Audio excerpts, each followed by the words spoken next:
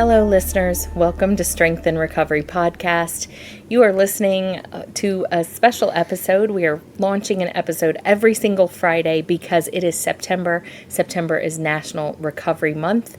We want to celebrate that and just want to get the word out that recovery is possible. Recovery is exciting, that there's a lot to do in recovery, that there's a sense of community, and you can really find some peace and healing. And today I'm sitting down with Julie Toy. She is our alumni coordinator from our Devon, Pennsylvania location. This is outside the city of Philadelphia, a beautiful facility, one of our larger facilities. And you are going to just fall in love with Julie today. She is an incredible person. I think what I respect the most about Julie is if she's got something to say, she's going to say it. And I think she's the person in the room that you need. She's the voice of reason. She says it like it is. And I love her. I love having her on the team.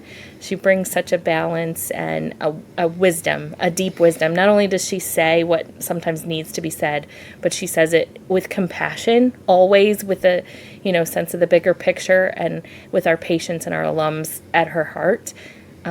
But also just a real, a deep sense of honesty about her. And she's just a pleasure to work with, and I wanted you to get to know her today. So welcome, Julie, to the podcast. Thank you. It's a pleasure to be here, and my gosh, very kind things to say. Thank you. I met you, you were an alum, Yeah. right? Yep. And so you started, tell me a little bit about how you came to work for RCA. Yeah, so I was a patient here at Devon, October 2018. I walked in the doors October 8th, so my sober date is October 9th. And, through my treatment and through stepping down in the process of like PHP, IOP, GOP. Okay, say what that means, because I know a lot of our listeners, Yes. we start throwing acronyms out. And True. So I stepped down from inpatient to partial hospitalization. So inpatient, you're spending the night here in one of our beautiful facilities. Correct. Okay, and then you go from there possibly to PHP. Right, which is the partial hospitalization program where you go 5 days a week for 5 hours a day. Okay, but you go home at night. You go home at night, yep. Okay. So you're slowly acclimating yourself back into regular society while still having your treatment program and your community. And from PHP then? You would go to intensive outpatient program. And what's that look So like? that's 3 hours a day, 3 days a week. Okay. So now you're starting to get a couple of full days back to yourself, but still having a couple of days a week. And that support system. That support system is huge. It is huge. And it is detrimental, at least from my experience and from my recovery, to make sure that I have that sense of security, safety, the therapy, my peers around me, because when I'm at home by myself, I'm now that lone wolf, right? So then I stepped down to general outpatient, which is like once or twice a week. You're still meeting with your therapist once a week for one-on-one sessions. So at this point, you're about 6 months sober. So you're now slowly acclimating back into full living on your own. And during that time, I was introduced to the Alumni Association. Yeah, through another peer of mine. And I decided to go at one of their, I guess they called it like a board meeting. Okay. And I showed up for that. And from there, I saw all the amazing things that were being offered to people in recovery. And I wanted to be a part of that, right? I wanted to be able to give back to people who were just like myself. So I joined the Alumni. And then from there, I saw all the amazing things that Recovery Centers of America offers to their patients and to their whole community. So I decided to take a leap of faith, switch careers, and start working in the Mission Center. Yeah, so I started working there November 4th, 2019. So I've been with the company for almost 3 years. And our Mission Center is an amazing place. It's really the front lines, right? It so is. if someone's in crisis, someone or has a family member that they're wanting to get help for, this is the number that they call, and you're Absolutely. the person that answers the phone, or Correct. you're the person that answered the phone. Correct. For how long did you do that? 2.5 years. Wow. Yeah, 2.5 years. And And did an outstanding job. thank you. Thank you. Always. I mean, my heart and soul is in it. I was dealing with people who were just like myself, or the families that I could relate to, being that I am a loved one. Because I know a lot of people who struggle with the disease as well.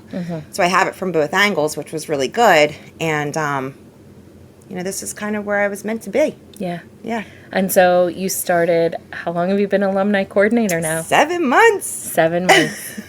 Doing an outstanding job. Thank you. And really growing our meetings here. We have in-person meetings at Devon. Tuesday nights, Thursday nights, and Sundays for ladies. Yep. And just growing that community and giving people a place to go and people to be around, right? Absolutely. Yep. And our events are growing, so the attendance is growing in that as well, which is beautiful to see. People want to be a part of. I'd like to say that it's kind of like Alcoholics Anonymous. It's a program of attraction, not promotion, right? So, and how we attract is because we're doing the things that we say we're going to do, right? The actions match the words. And how important is that connection to maintaining sobriety? It's extremely important. So, with the disease of addiction, it's isolating. And it's the same thing for the family members too, which is why we offer this service to the loved ones as well. It's a disease of isolation. And so the opposite of isolation is connection, right? So we can't do this on our own. And the only way I know through my own experience to survive this and to thrive in this is to have my community. So, we do a lot of sober events. Yes. And so somebody says, I don't bowl. I don't want to go to, a baseball game or, I don't need that. Yep. But it's really not about the event, right? It's not at all. It's about the connection. It's about the fellowship, right? Having that, it's almost like a sense of home, right? It's a chosen family, which is beautiful. And it's not about the events. It's about building that connection, building trust amongst each other, and building that friendship. And don't you think there's an element, too, of the addiction had robbed so much that you don't know what you enjoy at that point? Yes. I'll touch on that myself through my own experience. Excuse me. The things that I thought I loved in my disease, I found out when I got sober I didn't like. And the things that I thought What's an example of that? So just even like snow, right? I thought I loved the snow. But really why I loved the snow was because it was a reason for me to go ahead and use. Oh. Right? Or it's isolating, it's cold, I stay in. Or I'll go out and play in the snow because, for whatever reason. Okay. But turns out, as I got sober, these are the things that I don't like. Okay. And the things that I thought I didn't like in my disease, I actually am finding that I love. I love going out. I love being with people. I love trying new things. I'm not a baseball fan, but guess what? I'm super excited to go to the Phillies game September 24th with my community, right? That's so awesome. It's a whole different dynamic of life. And the disease it robs us from everything. Why don't you take us back to the disease? And do you mind talking a little bit about that? Not at all. What did that look like? Oh, God.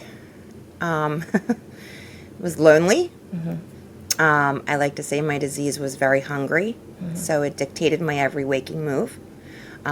Sometimes even my sleeping moments, right? Before my eyes would even open in the morning, I was already thinking of the next 10 hours of my day to make sure that I had the things that I needed to be able to feel well. And my disease started at a young age. The first time I picked up, I was 10 and a half. And I picked up alcohol. And I didn't drink, I didn't like the taste of it, but I saw people drinking and getting drunk that I wanted to feel that way too. So the more the more I took the alcohol, the more that effect was produced, and I started to like it. Now, granted, I was a little too young to be able to go out and seek it on my own, but by the time I was in 8th grade, I was able to. I was able to find the people who had parents who would keep alcohol in their house and things like that, and I was going to school intoxicated in 8th grade. And from there, it progressed, and I thought I was just experimenting, but there were signs from a very young age. I was in trouble with the law at 4, 5, 6, and 7 years old. My mom would be called home from work because the cops were at the house again for me. Yeah. I had a problem with authority. I like to be that clown, to make people laugh. But most of the times I was making people laugh, it was the wrong set of people, right? I was seeking attention from the wrong set of people. I was labeled as a bad kid. So if you're going to label me a bad kid, guess what I'm going to show up as? A bad kid, right? So by the time I was in 9th grade, things had escalated. I had my first arrest. I was expelled from school. I was sent to my first treatment program, which was an outpatient program. I was put in with older people who were 18 and older. I was 14 at the time. And I remember saying to myself, like, I'm nothing like these people. Meanwhile, I'm showing up to intensive outpatient intoxicated, right? But I'm nothing like these people. And I was put on probation, and I can remember my IOP counselor saying to me, you keep testing positive for substances. Like, I'm going to recommend when you go back to court that you go to inpatient. Now, was it staying mostly alcohol at this point, or had it progressed? It had progressed. Okay. Quickly. So my disease happened to progress very quickly. I was into multiple substances.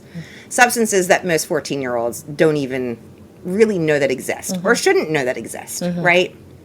I was into cocaine, PCP, LSD, marijuana, you name it. If it was there, the only thing that I didn't touch at that point was opiates, which soon, came into my life.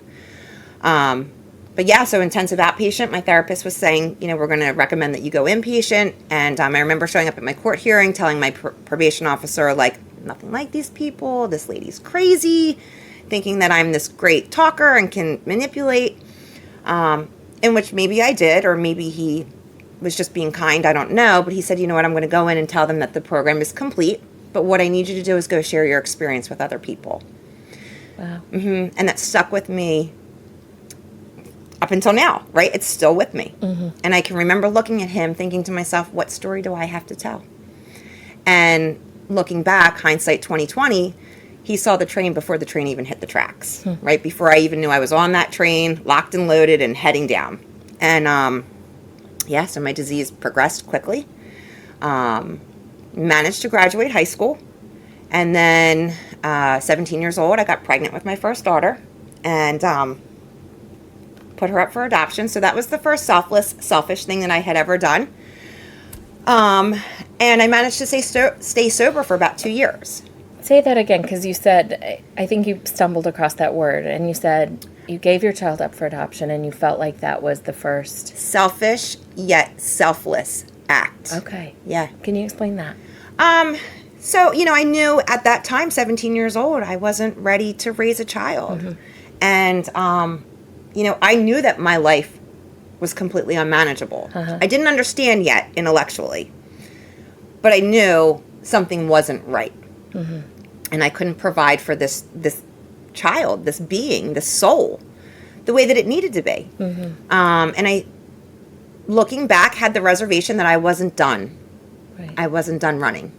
And so I didn't want to put her in that danger. And I wanted to give her the best life that I possibly could, which was giving her to a family who was going to be able to support her in all the ways that I knew I couldn't. It's amazing. Yeah.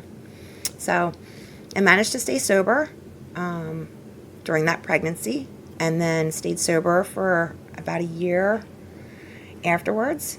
Got into a car accident, and that's when I was introduced to opiates. Wow. So from 19 to 40 years old. 19 to 40. Yep.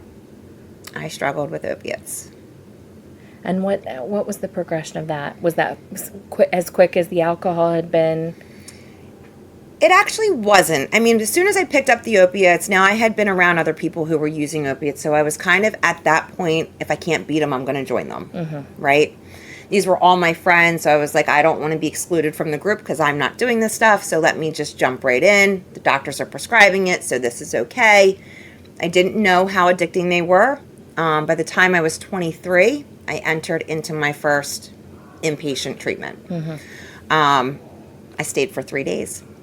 I went in with the boyfriend, right? All these stories that you hear, the don't do's, I did them. Why? Because I thought I was the exception to the rule, right? And you weren't ready. I wasn't ready. I didn't know I wasn't ready, but looking back, yes. Yeah. I wasn't done. So a couple of attempts in and out of treatment on just taking like pain pills. By the time I was 27, it had progressed full-blown and found my way to heroin. Wow. And what do you think was the block? What do you think was the holding on to something? Or was there just... There was a lot. I think a lot of it for me was abandonment issues. We talk about that like dark pit inside us that needs to be filled. So we use substances hoping to fill that void. Really what it was a connection for me to my higher power, right? Who I call God. I didn't know that. Looking back, I know that I had talked to God a lot. I gave a lot of foxhole prayers, but I was very resentful and angry at God. My understanding of God at the time was like a punishing God. So I assumed the things that had happened to me through my life, these were the punishments. Yeah. Being an addict was a punishment, right? Come to find out, no, that's not it at all. I abandoned my relationship with God, but I was never taught. I didn't come up with any kind of spirituality in my house, any type of religion. So I didn't really have a baseline. I didn't have a baseline for many relationships. My mom was a single mom, raised 3 kids on her own. We were pretty much on our own our whole lives. So I was more survival, right? And I thought, this is the hand that God dealt me. And I was angry about it. You guys weren't on good speaking terms. We were not on good speaking terms at all. I turned my back, right? And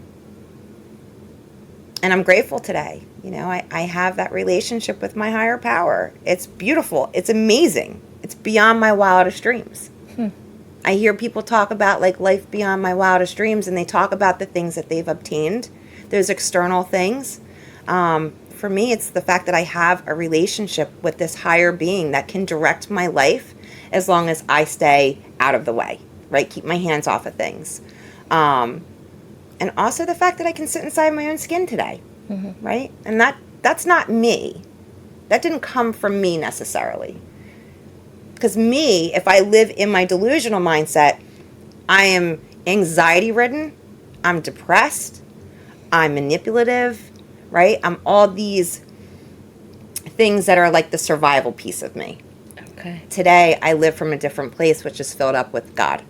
Wow. And 2018, you come to this facility. I do.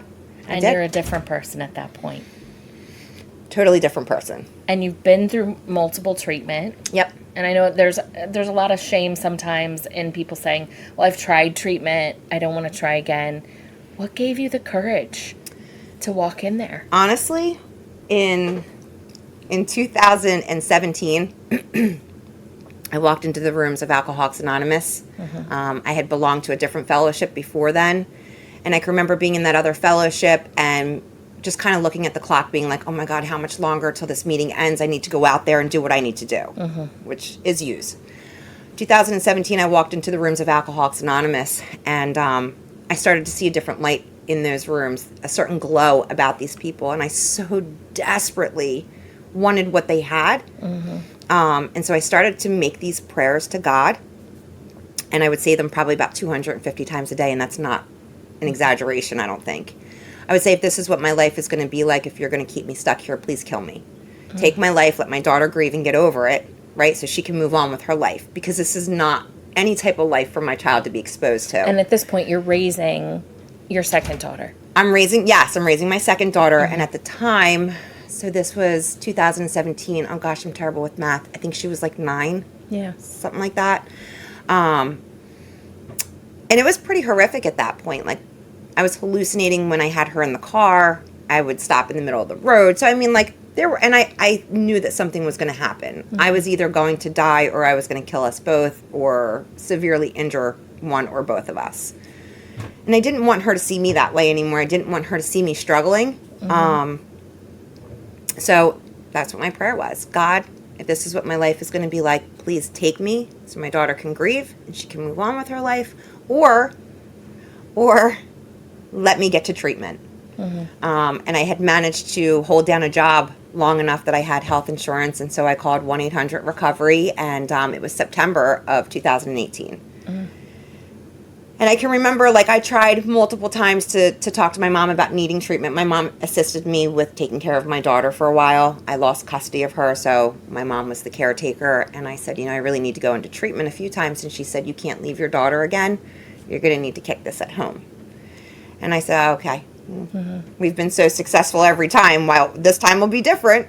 And so finally, when I made the call to 1-800-RECOVERY in September of 2018, I decided not to tell my mom until the night before I was admitting into treatment, because I didn't want the guilt. I didn't want the shame. I didn't want to be convinced that I didn't need to go. My life was on the line. So not too many heroin addicts come in to treatment overweight. It's usually underweight. I was 160 pounds when I walked in here because I had edema. So my body was filling up with fluid. And I knew at that moment, like, as that started to happen, that my body was probably breaking down. And I needed to get to treatment. And sure enough, I mean, my liver enzymes were skyrocketed. But yeah, so coming into treatment this time, and hopefully it's my last time, I was relieved. Yeah. I can't even begin to express, like, that same sigh of relief that you hear people talk about when they took that first substance. It was an even greater sigh of relief that I was alive, I made it to treatment, and I was in a phenomenal treatment center. I got chills. Yeah. It's incredible. Yeah. And that's when my life started to change. I fully surrendered. When you're in this building, are there any moments that you go back to that was like, that was the pivotal moment in this room? Somebody said that, or was... Yeah. So up on 6D, which was the floor where I was a resident, every time I passed that nurse's station, I flashed back to a nurse who got really real with me. And that was a pivotal moment. She had 15 years of sobriety. I'll never forget this. She had 15 years of sobriety, and we were talking about sobriety. And at this point, I may have 10 days. And as she's talking, I'm going, I know, thinking that, like, I'm just letting her know that I'm engaging in the conversation. And she slams her hands down on the desk, and she gets up out of her seat. She points in my face, and she says, I'm going to tell you something. You don't know SHIT, right? And, like, in that moment, my lid flew off my head, and I went, oh, my gosh, she's right. I know nothing. I don't know how to live, right? I'm 40 years old, and the way that I was living was not serving my life. And in that very moment, I went, wow. And it was a voice of authority, I heard you say earlier. Yes. And you were willing to accept it at that point. I was willing to accept all authority at that moment, right? Like, I fully surrendered. I realized I have no idea how to live life on life's terms. In fact, I don't even know that I understand what that concept means. So I need people to start breaking things down for me in layman's terms. I basically was walking back into my life as a very small child in an adult-sized body, right? I had no tools to live as a child, a teenager, and an adult. So I had to start all the way back at the beginning, which meant I needed authority. Yeah, I needed discipline. That's beautiful in a certain way. It's so beautiful. And today, like, these are the people I respect the most, right? Yeah. So you walk out the door. You do the aftercare. Yep. Did the aftercare. You were ready for it all. I was. In fact, I was ready for even a recovery house. Wow. Yeah, I went up to my case manager and said, okay, what's my aftercare? And I fully surrendered at this point. I said, whatever they tell me to do is what I need to do. And she had said to me, no, we don't think you need a recovery house. You can go home. And I was like, floored. What do you mean? Like, I'm finally ready. And they said, no, we feel you're in good enough shape. And I was like, these people are crazy, right? And I actually went back home. And at the time where I was living was in a rough Philadelphia neighborhood. I had moved myself closer to my dealers in case my car had ever broken down. And so they plopped me right back into ground zero, ground central, whatever. And I was fine. I was more than fine. Because for the first time, I had invested into myself, into my life, and I had a hunger to live.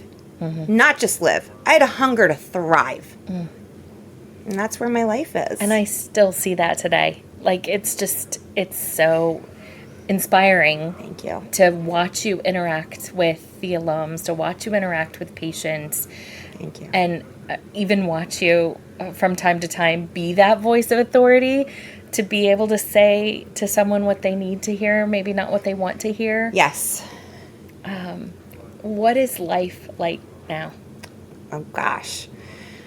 Sometimes I wish I could just like pull it out of my head and show it to everybody, because I don't think words ever give it enough depth and weight, right? It's amazing.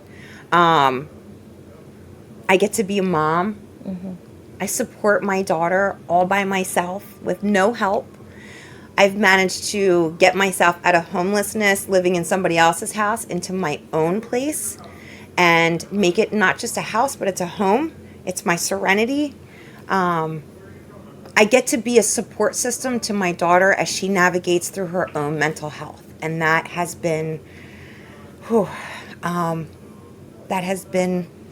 challenging. But had I not gotten myself better and work my program the way that I do, I wouldn't have these tools to help her navigate through her mental health. So that to me is like just amazing, that I get to show up for her every day, and she's safe in my care, and she knows that she's safe, and we are like the best of friends. And then, and I always point this out when I share my experience, strength, and hope, is that, like, ironically enough, I'm an asset, I think, for the company that I work for. Absolutely. Which is, like, mind-blowing, right? I was always a liability everywhere I went. And today I get to show up for my team. I get to show up for my partner inside this building. I get to show up for our patients, our alums. I'm accessible to anybody at any time other than when I'm sleeping, but even still, that you might get me at 2 o'clock in the morning, who knows. And these are all gifts and blessings that have come to me because I've taken the direction from my higher power, right? I took that leap of faith by switching careers. Like, I did accounting, and I made great money doing accounting. Wasn't an accountant, but I did accounting. I did bookkeeping and all that stuff. And I stayed the course. I listened for that direction. I hit those pause buttons. I don't make those knee-jerk reactions and impulsive decisions anymore. I take my time, and I try to grow as much as I can. If I stay comfortable, I'm not growing. So I always have to make myself uncomfortable. And your life has purpose. And my life has purpose. Purpose beyond my wildest dreams, right? And like you said, like, I can, I don't want to say like I'm an authority in those rooms with people, but I do have a gift to be very direct with people. And they need that, right? Yes. Sometimes. I was just about to say, like, had that nurse not have been direct with me, saying you don't know anything, it would have went right over my head. You really have to be direct. And I think it's the only way to get through from the disease to the soul, right? Because the disease is so loud inside our brains. And, you know, like, when I do groups, they all come down and they're like, are you coming up today to yell at us, right? Because I'm not yelling at them. I'm yelling at the disease. I got to get through that disease down to your soul. Yeah. Right? I need those seeds to get planted deeply. And if I'm not direct and honest with you, and I'm sugarcoating things, you're going to find that little tiny crack to be able to manipulate it or justify things. And this disease is killing people. What justifications do people make? Oh, God, they're endless. Right? I mean, we can justify in any way. Like, oh, my life is so bad. Or, you know, I didn't get the job that I wanted, or my wife isn't behaving the way that I want her to, or my parents split when I was 3 years old, and you would use too, or you would drink too if your life went that way, right? I know you and I talked about before we logged on about me being molested as a child, right? From 4 to 9 years old, and I use that as justification. Had you lived my life, you would use too. And how do you talk to a woman who comes in and is holding that and is still, you know, working through that trauma? Yeah. What do you say? I mean, you know, for myself, I'll share my experience with them. Yeah. I try to remind people that these things aren't happening to them anymore. right? So like we don't have to hold on to that and use it as a crutch. What worked for me was to understand that the things that had happened to me came from a place of, somebody else being hurt and turning around and hurting me because of it, right? There's always two sides to every coin. There's always two sides of a story, not to diminish or, make it seem insignificant, because these things are real and they are traumatic. Yeah. But there are ways to heal through it. Yeah. And that takes time.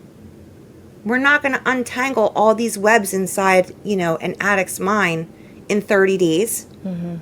But we can start somewhere, and that means starting to talk about the real emotions that are inside, getting honest with ourselves. I can get honest, and I'm doing quotes when I say honest. I can get honest with you, Jay, because likely if I'm being honest with you, you're already thinking this. So I think I'm being honest when I'm giving this information. But am I being honest with my true self? Yeah. Right? And so these are all the things that I had to do to get myself over that hump of, depression or holding on to past experiences as if they were happening still. And once I could admit to myself, and look at myself and say, wow, I'm okay. Yeah. I'm okay. And through my experience, I have an opportunity to, even if it's just one other soul, if I can touch that soul and help bring them out of darkness, that's the purpose. And Julie, you're doing that every day. I see Thank it, you. and it's really beautiful. Thank you.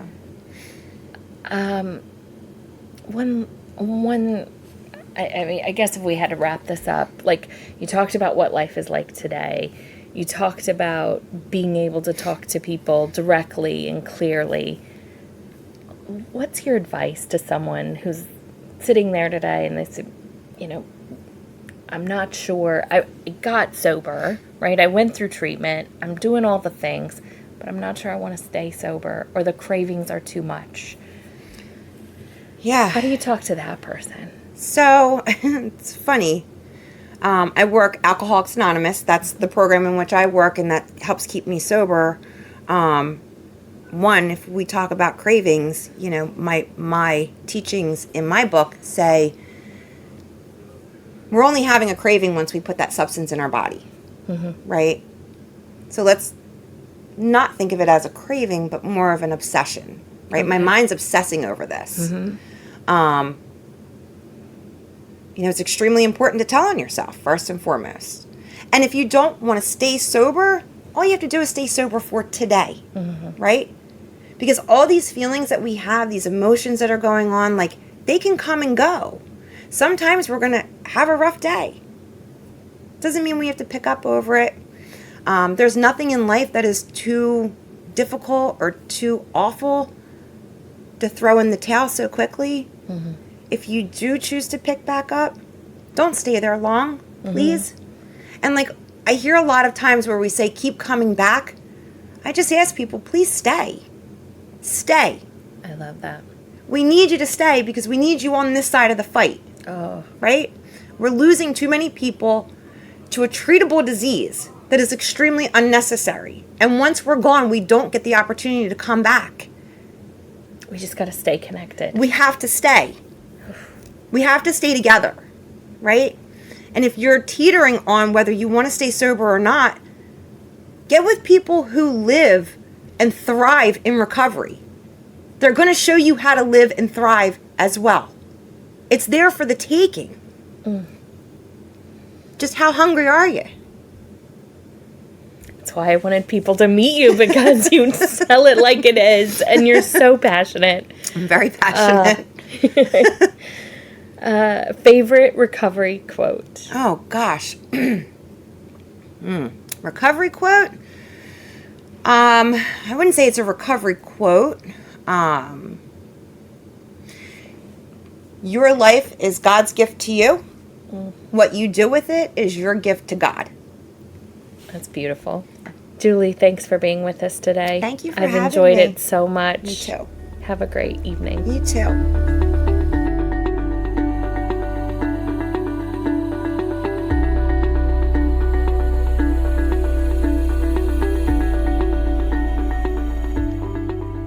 Thank you for joining us today for the Strength and Recovery podcast. Real people, real experiences, real hope. This podcast is presented by the Alumni Association of Recovery Centers of America. If you're interested in learning more, visit rcaalumni.com. Here, you can fill out our web form to make sure you're receiving our daily recovery emails and are notified of special events. The Alumni Association of RCA exists to connect individuals to an active recovery community. It is our goal to work with alumni to help them succeed, belong, and ultimately serve others.